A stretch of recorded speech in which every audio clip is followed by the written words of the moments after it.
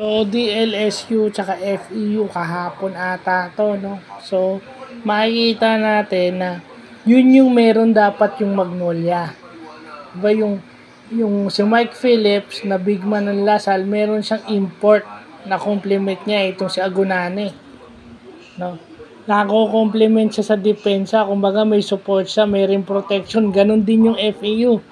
Si Konata, meron silang rim protection.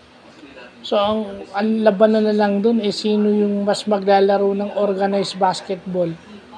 Both pass break and half court, di ba? I mean, lumaban naman yung FEU, another loss, pero wala ka talaga. It's a mismatch nightmare dito kay Kevin Giambag.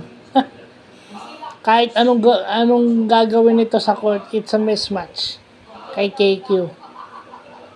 Plus, meron ka pang ibang mga ng player ng Lasal na sumusunod dun sa sistema na yun.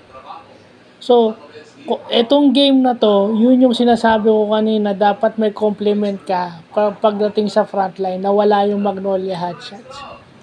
Yun, UAAP yun. Pero ang sinasabi ko kanina is on a PBA level. Teams got reasons kung bakit.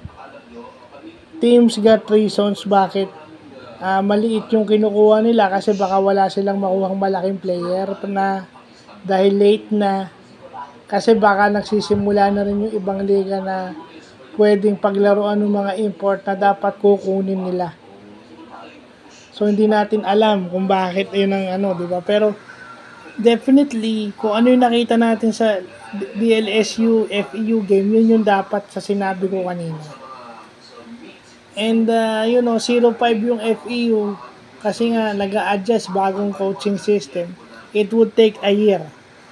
Parang honeymoon period pa rin itong FEU ngayon dahil from Denok Miranda to Sean Chambers.